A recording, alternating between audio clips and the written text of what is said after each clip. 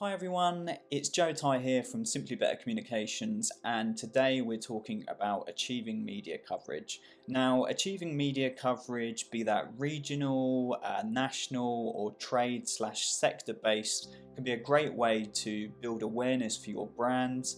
It can be a great way to educate an audience, but also can be directly linked to some of your very particular impact driven goals.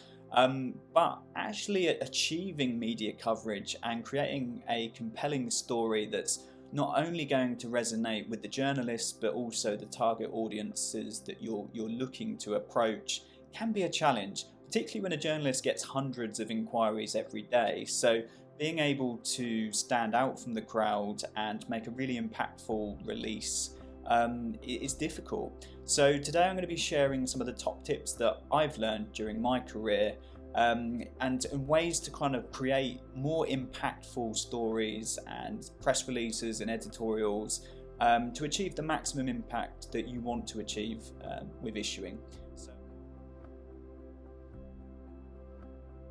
So my first point is to be really selective with the publications that you're targeting and to avoid going down the mass publication route.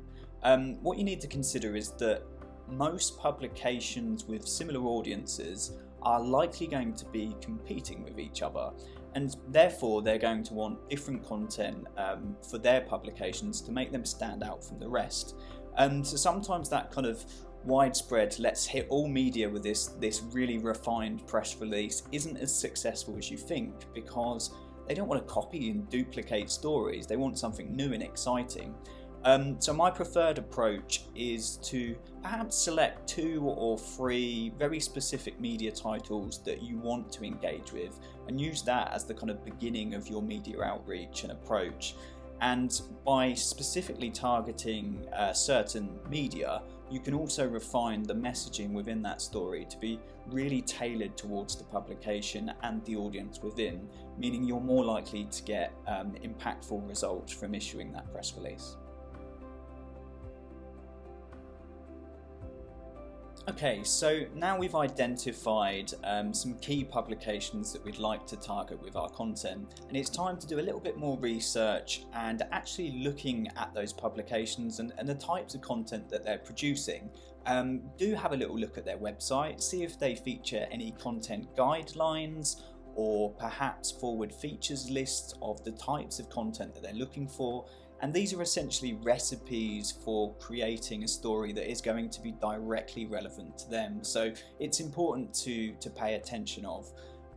One additional thing that I really like to do is in the search bar of a particular publication's website, I will type in the topic that I'm writing about to find journalists who are writing about similar topics and are interested in those similar topics. And this makes it a really good approach to actually kind of get in contact with them and see if they're interested in the story that you're creating, or see if they've got any ideas that might improve the story that you're creating. Particularly with national journalists, having these conversations early can save a lot of time, because we do get in our head about what is going to be a good press release, and clients, agencies and journalists may have slightly different perceptions and biases over what is going to be strong for them. The importance is work together to understand exactly what they want to distribute to their audiences and create content that is suited to all. So now it's time to write with the audience in mind, and by this I mean both the journalists who you're pitching to and your very specific target audience of that publication. Quite often throughout my career I've had press releases given to me and told, can you issue these to this particular audience? And what I've found is 9 times out of 10 these press releases will be very kind of brand and company heavy.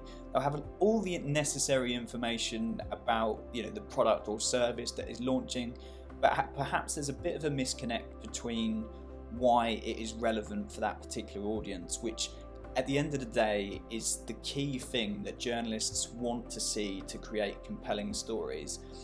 A journalist's job isn't to promote your brand or business. A journalist's job is to create compelling and engaging content for their target audience. And 9 times out of 10, if you're going to them with a very kind of corporate, very company heavy press release or editorial, you're either going in the junk box or you're going to get passed over to the commercial teams and expected to pay some sort of fee for that typical press release.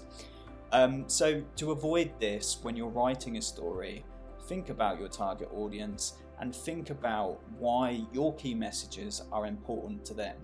If you're launching a new product or service, why is Jane from down the road interested in this new product or service? What is it offering her? Could it be that it is something that's never been seen before in the local area, and perhaps it is, supporting her through something?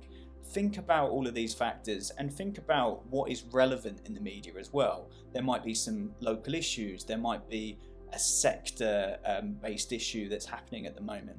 Think about how you can make this directly relevant to the audience that you are targeting.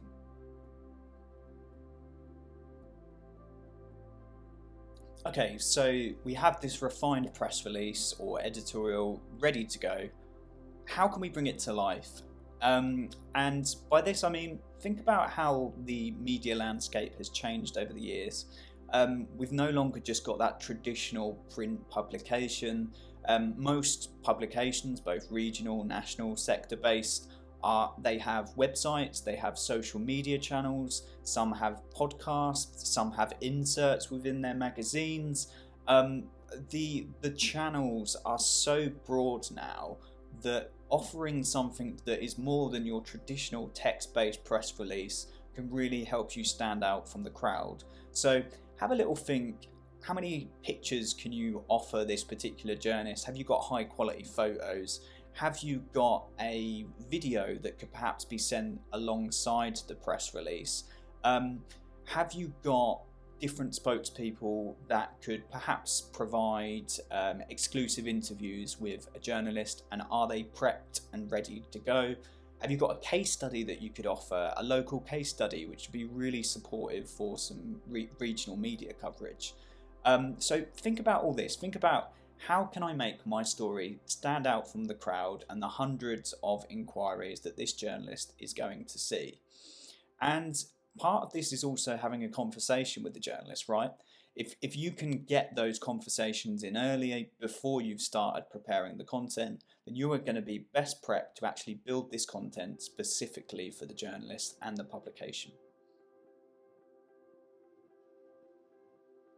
Okay, so this brings me on to my final point, which is being both persistent and patient with your media outreach approach. Now, if we've started these conversations early with journalists and they are expecting content, you're more likely to achieve quicker coverage for your particular story. And this can be really useful when you're doing things such as launch events, or if you have a campaign that's embargoed. By having those conversations early and building that content specifically for your journalist, you're more likely to get this published in a timely fashion. However, if you are pitching for a journalist, pitching a story to a journalist for the first time, and you've sent them this press release, don't expect immediate impact. Don't expect that you're going to get coverage straight away on the day or the day after. And it's important that you build this into your kind of planning when you're issuing a press release, because they have hundreds to go through. And at the end of the day, they're only going to publish what they see as the most urgent and the most impactful for their audience. So, be patient. Allow a couple of days before you follow up, and ensure that you're giving it enough time not to pester that journalist.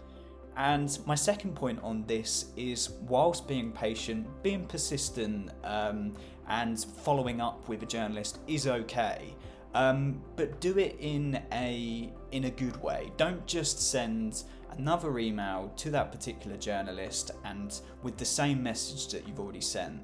Have a little think about, what can I offer different to what I've said to this journalist already. At the end of the day, if they've looked at the story, which 9 out of 10 they have, and they've disregarded it, then they are looking for something different.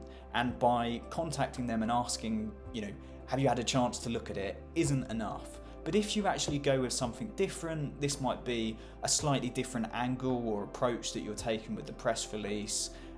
It might be that you're offering something different in a new spokesperson, a case study, or it might be that you're simply asking for any tips or anything that they could see that could add value to the press release. Make sure that you offer something different in that follow-up, and that will help you achieve strong media coverage, hopefully, with the story. Thanks very much for listening to my video today, and if you want a conversation about your media outreach process or need support with helping achieve your media coverage goals, do get in contact. Drop me a message on LinkedIn or send me an email to joe@simplybettercommunications.co.uk.